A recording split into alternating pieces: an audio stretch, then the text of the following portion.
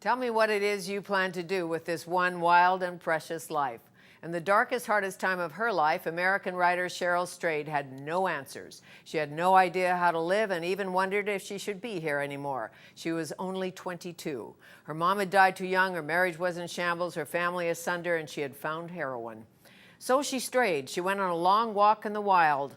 In spite of the fact she was no wilderness trekker, her pain and determination compelled her to spend 3 months in ill-fitting hiking boots, toting a heavy backpack nicknamed the Monster. Her mission was to put her life back together. Stay with us for her story. It's wild.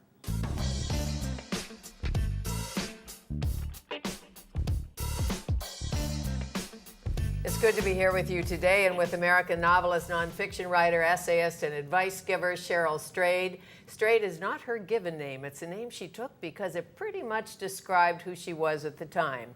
Her memoir, Wild, hit the top of the New York Times bestseller list. It's an Oprah pick, and it has been optioned for a movie. It is not her only work. Her first novel was called Torch, and then you went on to write something else and something else. Tiny Beautiful Things. Well, Wild and Tiny Beautiful Things. Mm-hmm. Were both published last year. Yeah. Well, Oprah doesn't restart her book club for everybody. I must say I was quite honored by that. Really surprised and amazed. Take me back to the 22-year-old you.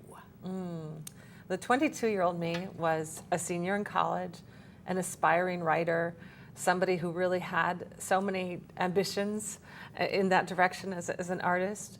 And my mother, who was also a senior in college at the time, 45 years old, got what she thought was a bad cold. And we soon learned it was advanced stage cancer, and she died 7 weeks later. She died on the Monday of the spring break of my senior year in college, and her senior year in college too. And so at 22, my life split in two. There was the world with my mother in it, and that was over. That was my life. And then there was the world without my mother. And I didn't know how to live in that world. And you also didn't grow up on easy street.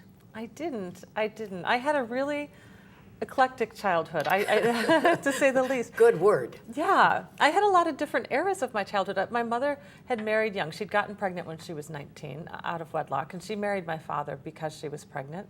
And they didn't have a happy marriage. My father was a violent, tyrannical, abusive person and battered my mother. And she was able to finally leave him when I was about 5 or 6. And then I had a kind of, the existence one has when you have a single mom. Very difficult financially, but also lots of love, lots of happiness. Mm-hmm. And a few siblings. And a couple of siblings, a brother and a sister.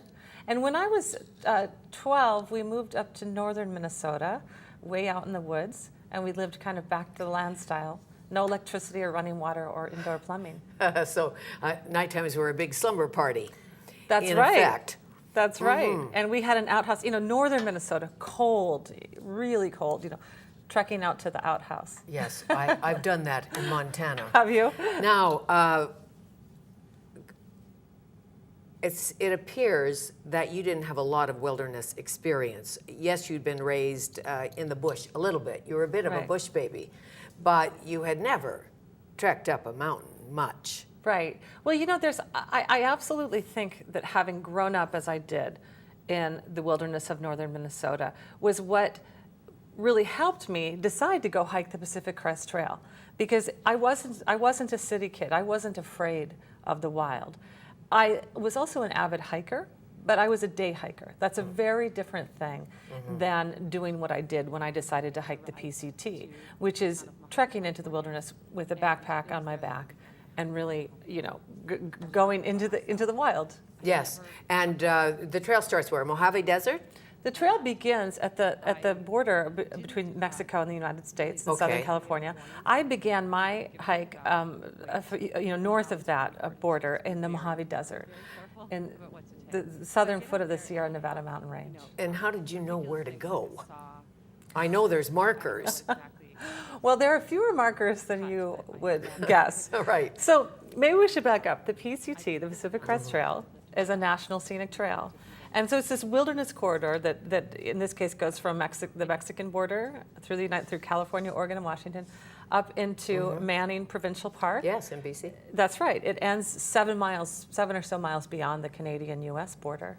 And I didn't know what that would be. Would the trail be marked, or would it be? And I got out there, in some places it was marked, and some places you couldn't even find the trail because it had been so Sure, and destroyed along the in way, ways. sometimes you weren't sure you were on the trail. Many times.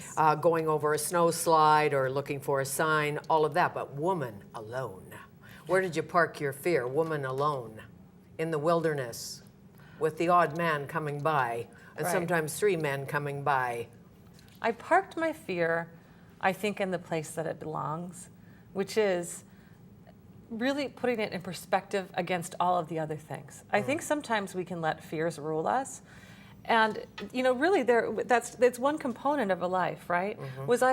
Did I feel afraid sometimes? Did I think, oh gosh, a mountain lion's going to come after me, or I'm going to step on a rattlesnake, or maybe I'll meet someone along the way who wants to do me harm?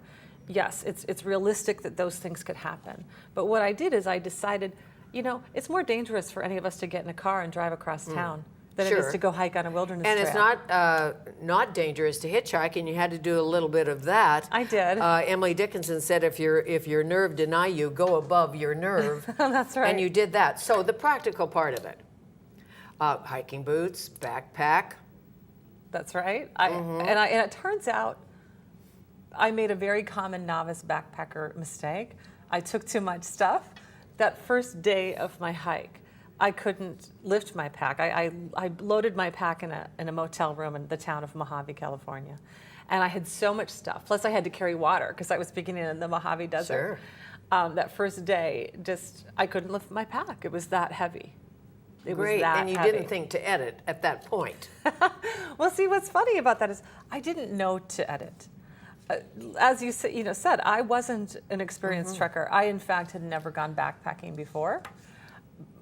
That was my That's first night amazing. backpacking. I'd gone day hiking, and I sort of had put the two together. Oh, they're the same.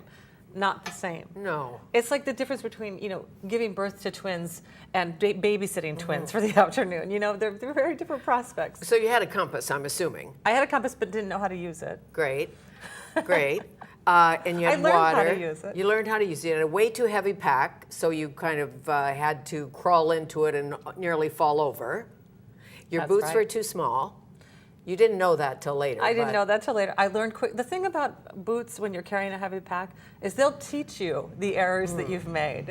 And yes, the feet swell. What happened was my toes were falling forward into my boots every time I would go on long descents. How many toenails did you leave on the Pacific Crest Trail? Well, I shouldn't, give the story The away. count. But trust me, I kept track, and let's just say the PCT won. Right. You didn't have a lot of money. No. That was amazing because you got down to like 65 cents, 2 cents, and you'd come off the trail to pick up supplies. How does that work exactly? You make a plot, obviously, when you start. So you plot your course, and at different places along the way, along the trail, there are sometimes a very small town or a post office or sometimes a ranger station, or a general store. Again, this is really remote. It's up in the mountains. Right. And Sierra Nevadas. and the Cascade Range. And you mail yourself these boxes that you've prepared ahead of time that have dehydrated food and supplies and such. And into each box, I put a $20 bill that would then fund me for that next bit of the way. Now, as anyone who's read Wild knows, I was constantly running out of money. I didn't have as much money as I wished I'd had. And a lot of people said, well, why didn't you bring more money? And which I find funny because it's as if there was some secret account, that I didn't want to Right. tap into. But what was great about actually that experience was that I actually did have enough money.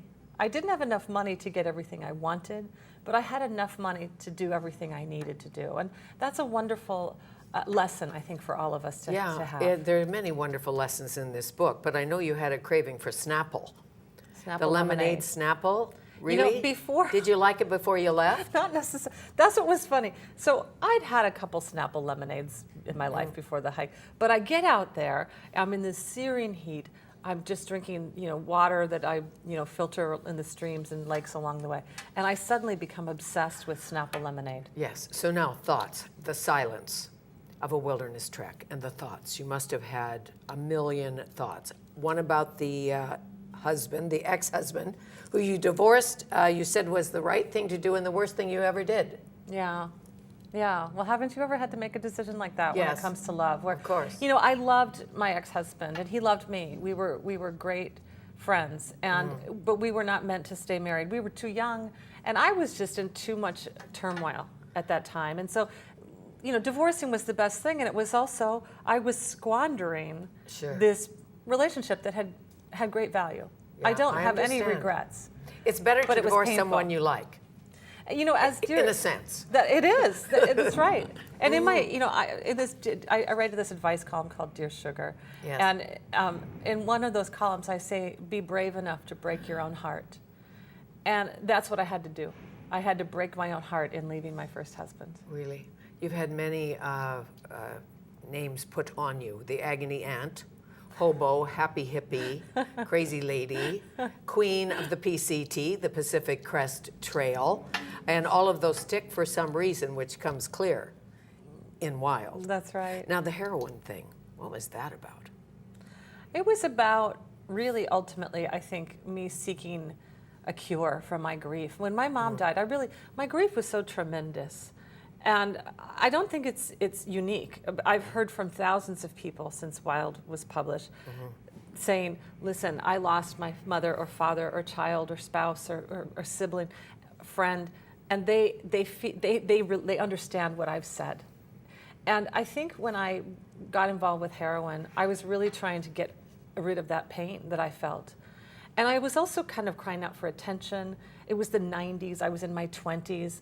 A piece of it too was that it seemed really cool, you know? It was Portland, Oregon in 1994, the height of all of this grunge movement that really idealized drugs. Right. No, I know. Now, there's heroin and there's the wilderness.